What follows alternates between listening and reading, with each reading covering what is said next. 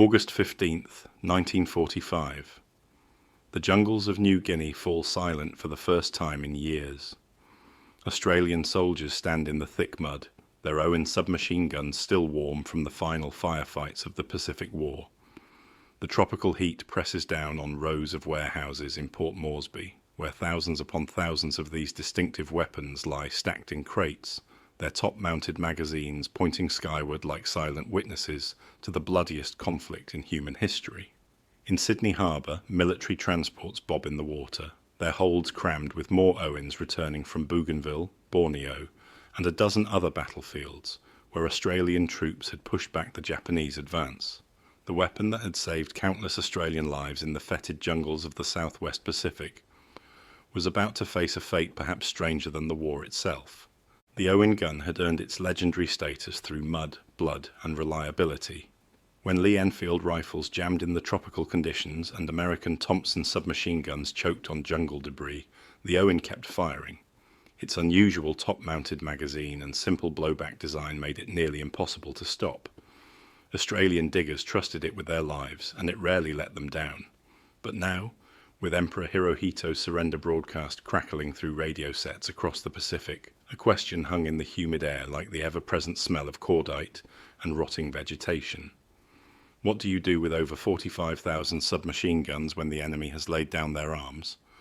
The war was over, but a new mystery was just beginning. What really happened to the Owen Gun after the guns fell silent? To understand the scale of what was about to unfold, you need to grasp just how many Owen guns existed by August 1945. The official production numbers tell us that approximately 45,000 Owen submachine guns rolled off Australian production lines between 1942 and 1945. But these numbers don't capture the full picture. In depots scattered across Australia, New Guinea, and throughout the Pacific Islands, quartermaster records showed additional thousands of spare parts, enough to build thousands more complete weapons. In the machine shops of Lysart's Newcastle works, where most Owens were manufactured, complete manufacturing dies, jigs and tooling sat ready to produce more if the war had continued. Every Australian infantry battalion that fought in the Pacific carried Owens as their primary close-quarters weapon. Tank crews kept them, airfield guards carried them. Even some Royal Australian Air Force pilots wore them strapped to their survival gear in case they went down in enemy territory. The Owen had become so integral to Australian military identity that soldiers posed with them in victory photographs, carved their names into the wooden stocks, and swore by them in letters home. These weren't just weapons, they were the tools that had kept Australia's sons alive in the worst fighting conditions imaginable. The immediate aftermath of Japan's surrender brought chaos to military logistics across the entire Pacific theatre. Within 48 hours of the Emperor's announcement, American forces began implementing plans they'd prepared for months.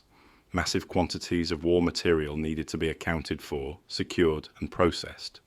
For the Australian military, this meant confronting warehouses stacked floor to ceiling with weapons, ammunition, vehicles, and supplies that had been flowing into the Pacific at wartime production rates right up until the surrender. The Owen guns, being uniquely Australian and incompatible with American or British ammunition systems, presented a particular problem. In the first weeks of September 1945, Australian military authorities began gathering Owen guns from forward positions. In Bougainville, soldiers turned in their weapons at collection points near the airfields, watching as armories loaded them into crates marked with chalk inventory numbers. The jungle that had been their home for months was already reclaiming the fighting positions, vines growing over sandbag walls, where these same guns had once kept watch through long, dangerous nights.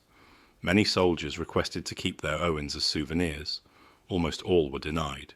Military discipline, even in victory, remained strict about accountability for weapons. The collection process revealed something unexpected.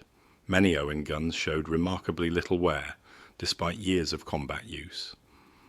Their simple, robust design meant that weapons that had fired thousands of rounds in the New Guinea campaign still functioned perfectly. Armory sergeants testing random samples found that the vast majority would fire without issue. This wasn't typical for wartime weapons. Thompsons and Stens often showed significant wear, but the Owens, with their chrome-lined barrels and overbuilt construction, had outlasted the war they were built for. By October 1945, the scale of the gathering operation became clear. At the Bandiana Ordnance Depot near Albury, New South Wales, more than 15,000 Owen guns arrived in a single month. Workers stacked crates in vast warehouses that had once processed equipment heading to the front. Now those same facilities processed equipment coming back from a war that would never be fought again. The distinctive smell of cosmoline preservation grease filled the air as technicians began the process of long-term storage preparation. The initial plan was simple: preserve everything, decide its fate later. But preservation costs money, and peacetime budgets don't support wartime stockpiles. By early 1946, the Australian government faced harsh economic realities. The war had cost the nation dearly, and demobilisation was expensive. Maintaining vast arsenals of weapons required guards, climate-controlled storage, and ongoing maintenance. Defence planners began asking hard questions about what Australia actually needed to keep. The Owen gun, despite its combat reputation, suddenly faced an uncertain future. The first phase of the Owen's post-war fate began in mid-1946, with a decision that would seal the destiny of thousands of these weapons. Australian defence officials determined that the military would retain approximately 12,000 Owen guns for peacetime use and training. This number reflected the smaller post-war military establishment Australia planned to maintain. The remaining 33,000 weapons were declared surplus to requirements. In the cold language of military bureaucracy, they became surplus war material, available for disposal. What happened next would have horrified the soldiers who had carried these weapons through the Pacific War. At sites across Australia, the systematic destruction of Owen guns began. The method was brutally efficient. Workers used industrial shears to cut the weapons into sections, rendering them permanently inoperable. The barrels were cut into pieces too small to be useful. Receivers were crushed in hydraulic presses. The distinctive top-mounted magazine housings that had defined the Owen silhouette were flattened into scrap metal. Imagine standing in one of these disposal facilities in 1947, watching as weapons that had served with distinction were reduced to twisted metal and sent to smelters. The scale of this destruction was staggering. At the Maribyrnong munitions factory in Melbourne, records show that over 8,000 Owen guns were processed for scrap between March and August 1947. Workers developed a rhythm to the destruction, processing dozens of weapons per hour. The sound of cutting torches and hydraulic presses echoed across the facility 6 days a week. The scrap metal was sorted and sold, most of it eventually melted down and reformed into peacetime products. Steel that had once defended Australia against invasion became parts for automobiles, construction materials, and farming equipment. But destruction wasn't the only fate awaiting surplus Owens. In 1947, the Australian government began a program to transfer military equipment to friendly nations in Southeast Asia and the Pacific. This wasn't simple charity.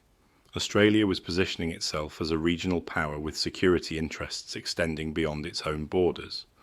The Owen gun, proven in jungle warfare, was exactly the kind of practical assistance that could build diplomatic relationships and strengthen regional allies against potential communist expansion in the early Cold War period.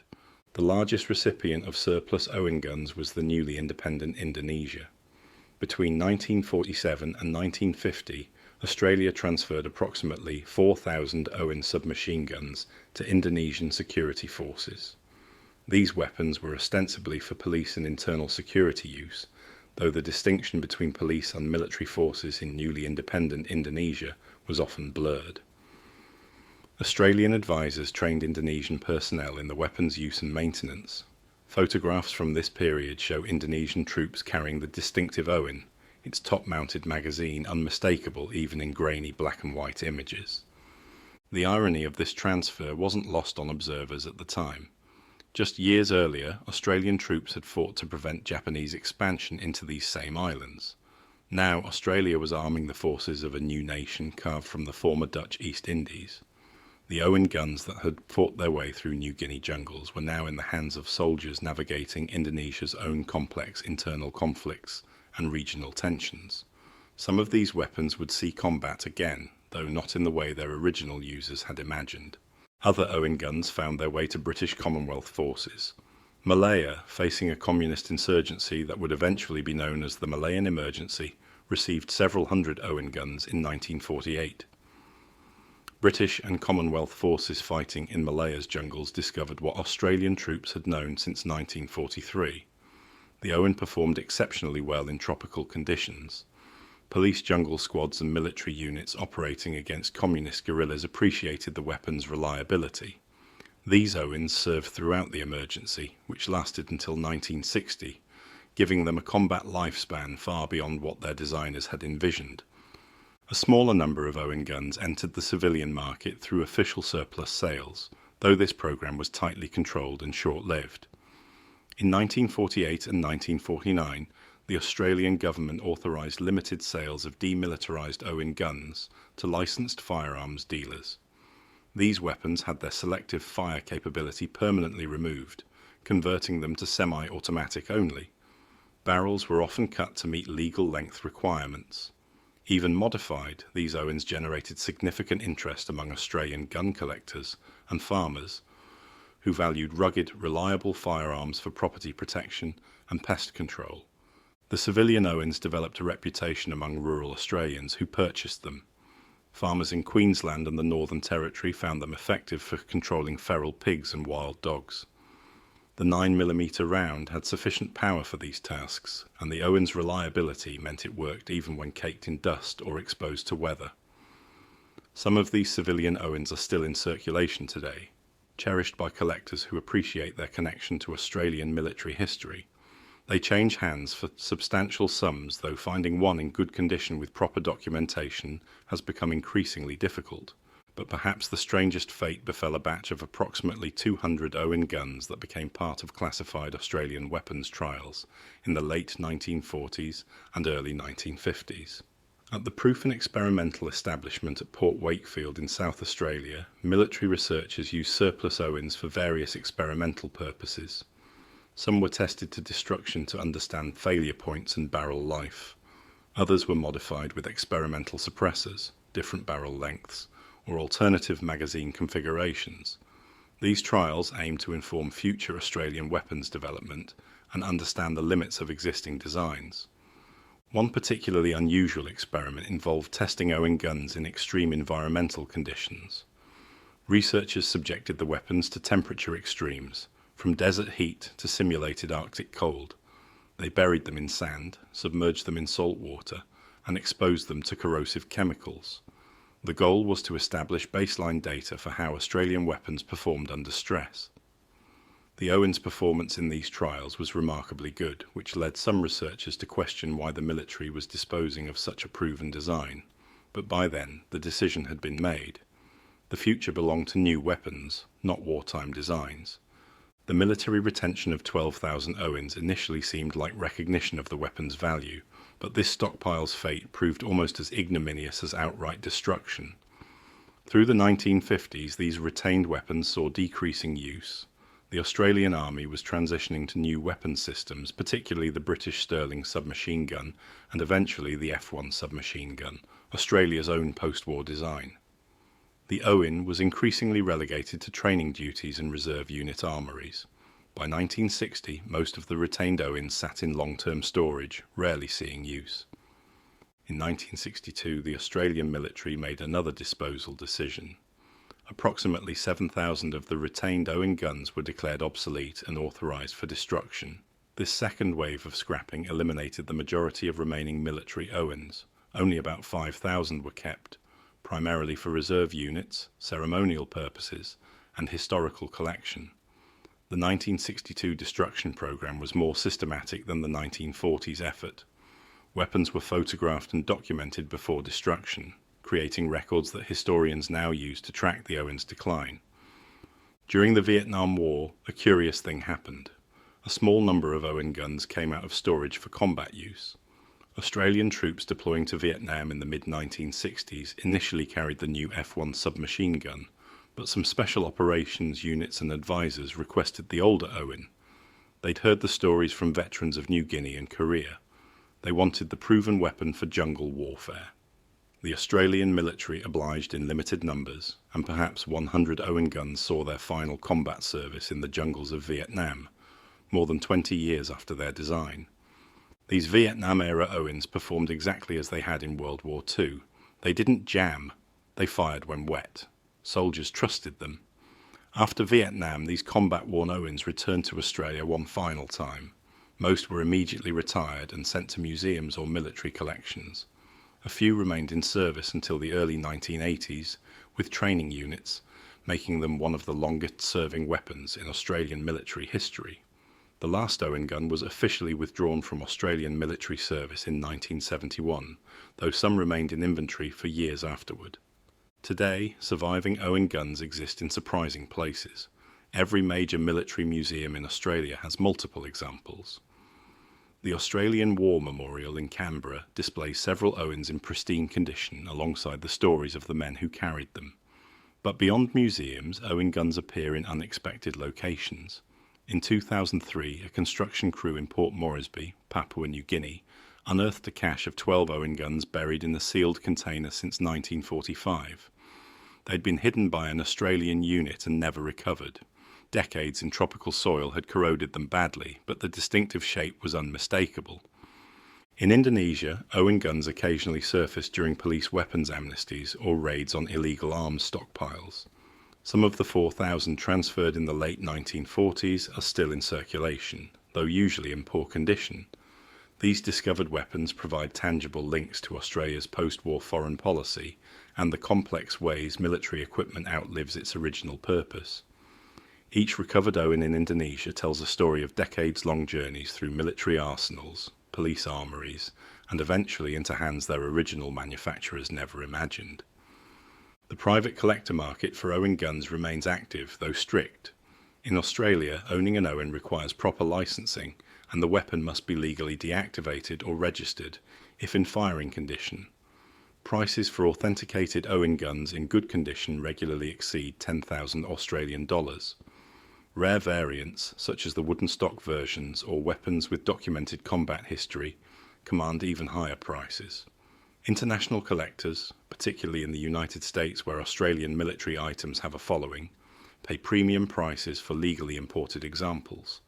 One of the most complete collections of Owen guns exists at the Lithgow Small Arms Factory Museum in New South Wales. Lithgow produced some Owen guns during the war, though most came from Lysart's Newcastle.